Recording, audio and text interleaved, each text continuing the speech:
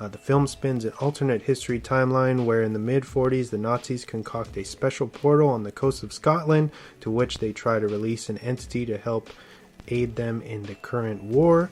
But after their plan is foiled and the portal destroyed, we soon discover a small demon toddler had traveled through and is then taken in by the Allies and deemed Hellboy. After a 60-year gap, we catch up with Hellboy as a young man who is now a part of the Bureau for Paranormal Research and Defense. The film is based on the Dark Horse graphic novel Hellboy, Seed of Destruction by Mike Mignola, who also worked with Del Toro during the film's first inception. However, the movie was overlooked and passed on for years due to studios disliking the grim content and even the title of the script itself. The film was released wide on April 2nd, 2004 and pulled just under $100 million at the box office, with its budget being $66 million. It was a moderate success. Guillermo Del Toro is one of the best auteurs still working in film today. His fascination with both Lovecraftian and Gothic horror themes always seemed to seep through in his work, and Hellboy is no exception to that fact. With the original Blade kickstarting the anti-hero/superhero blockbuster genre and Del Toro directing its sequel, it was clear he had the power to create something special with his follow-up project. And in the midst of X-Men and Sam Raimi's first two Spider-Man films, Hellboy stands out as a bold and gorgeous genre-bending adventure film. With Ron Perlman as our lead in Hellboy, the tough and brooding actor absolutely nails the nuances and dry humor of the character, all while still giving us a very physical performance overall. Another standout would be Hellboy's father figure in Professor Broom, as the two have a great but short-lived chemistry on screen, together creating a great fatherhood theme that's juxtaposed against the villain Rasputin's character, who is resurrected and on a mission to have Hellboy realize his true destiny and unleash terror upon Earth.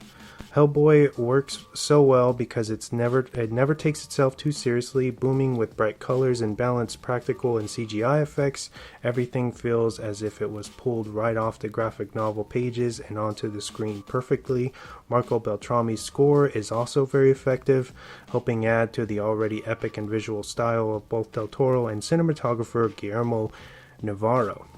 With the follow-up released in 2008 entitled Hellboy: The Golden Army, and a reboot that replaced Perlman with Stranger Things actor David Harbour, it's safe to say that the magic of the original has yet to be duplicated. If you have never seen Hellboy or would like to revisit the film, you can do so now with HBO Max. Thank you. Dang. All right. That was really good, man. Thanks, man. You always come through with the fire intros to the movies. Even if they're not your picks, you always do your best on that, dude. That's a good intro. Thank you. You pretty much well, I wish we had this on video, because the whole time I'm like, yeah, like just kind of agreeing to the whole thing. But Hellboy, I just want to... Hellboy, to me, probably has been one of the more impactful superhero, anti-hero movies out of all of them. Okay.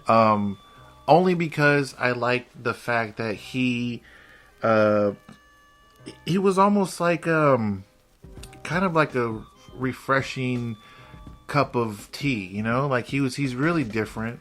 He's not your run-of-the-mill. He's almost like a good guy, bad guy. He's a bad guy that became good guy.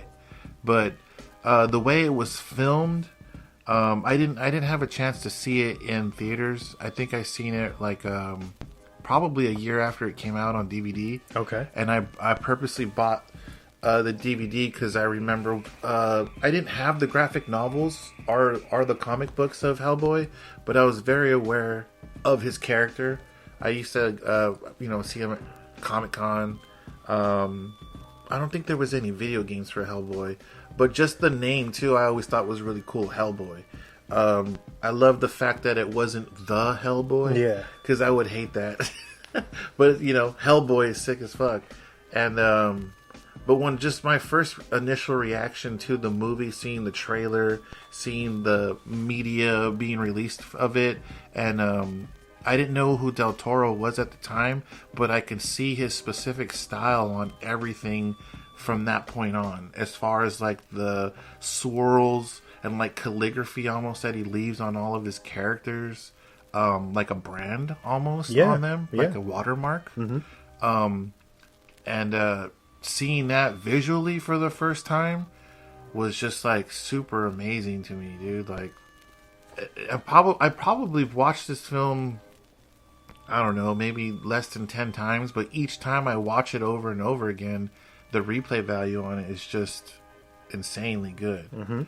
It's, you know, I don't like I'm a traditionalist in the fact that I didn't like the second one as much as the first one, but the second one did have a lot of cool parts visually. Yeah. Especially the angel, we've talked about it off air, it was the Angel of Death for him specifically, with the big ass fucking Grim Reaper cape and the eye wings and shit like that. But the storyline, I kind of was like iffy about it. But the very first one, when I very first watched Hellboy, I just loved it immediately almost.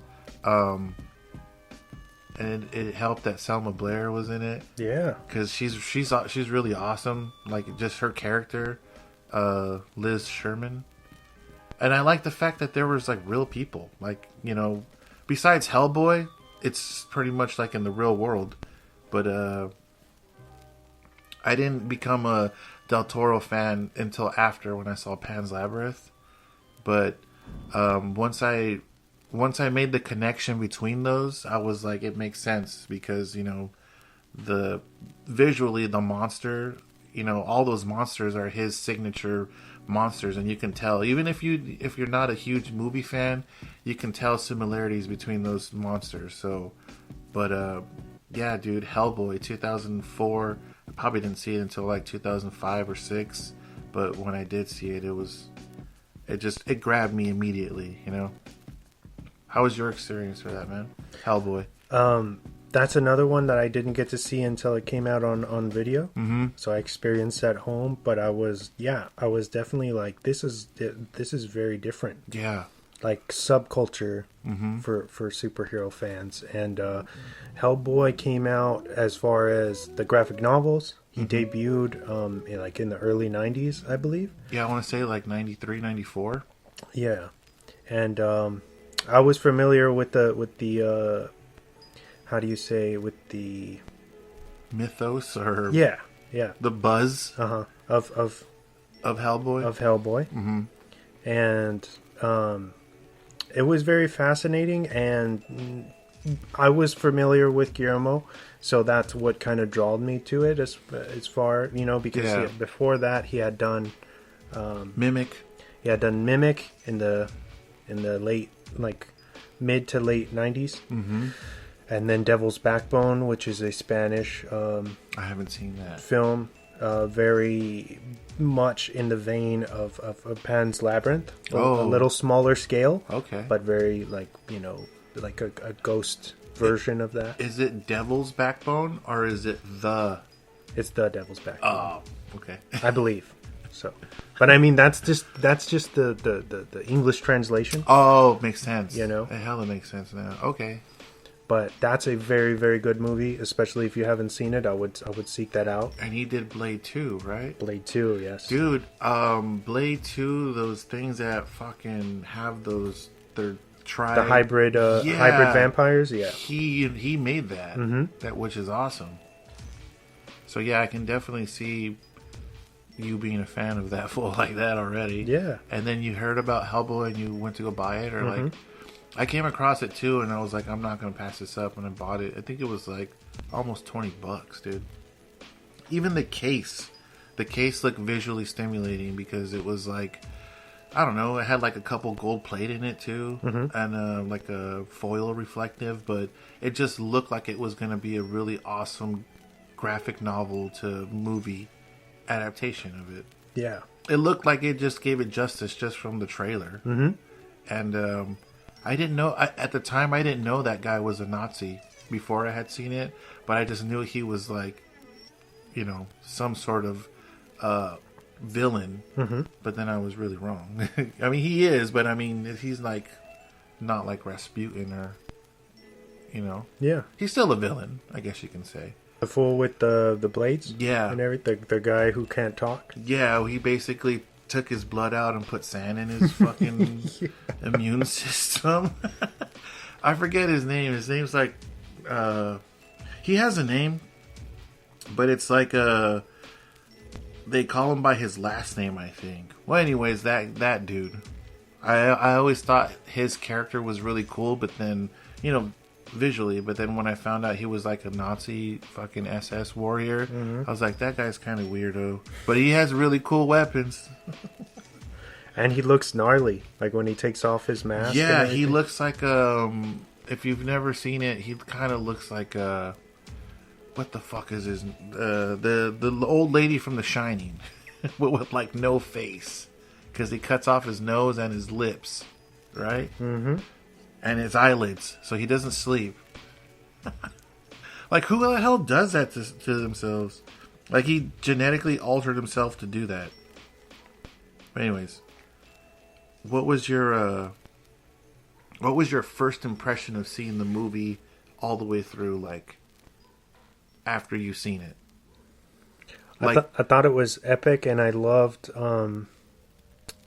obviously... Visually, I think Del Toro is a master at blending the practical effects with the CGI to where the CGI is very sparse, so it's not distracting the way that I feel like movies nowadays rely way too much on CGI.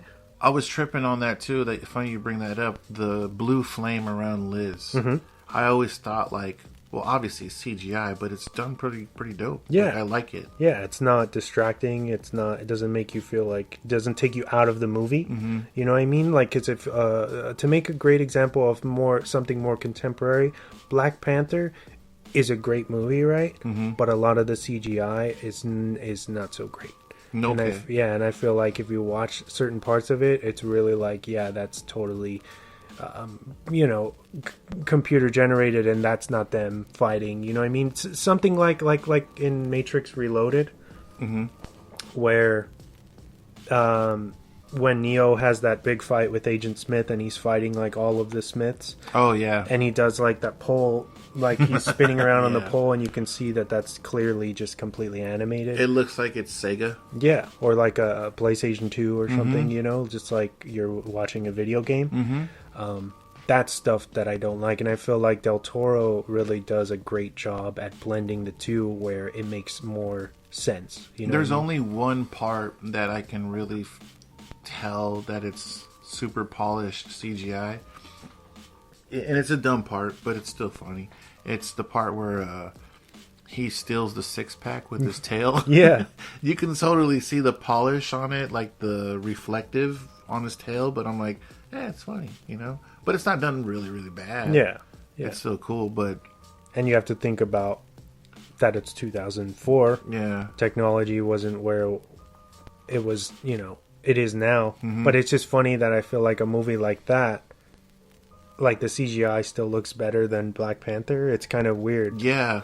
I think it's because it's done so grim and dark, but also the lighting and everything. Yeah, it's also done very sparse too, like things. Excuse me, like they only do it for things that they have to, like that huge, the Lovecraftian fucking monster that comes out at the end, or the Samael, the desolate one. Some parts of him are real, practical. Yeah, and then the other parts, like when he's fucking throwing Hellboy around and you hear him like squeal, that part's like looks like Killer Instinct a little bit, just a little bit, but for the most part, I was gonna say, Del Toro does a really good job of mixing both of them. He's like a DJ who does analog and like digital and vinyl. He does both. He uses everything as much as possible, but he uses a lot of practical, which is good because that's his.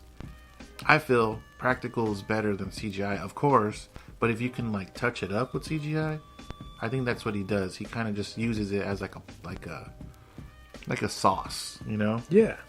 Like a finishing dollop. But yeah, Another thing that I feel like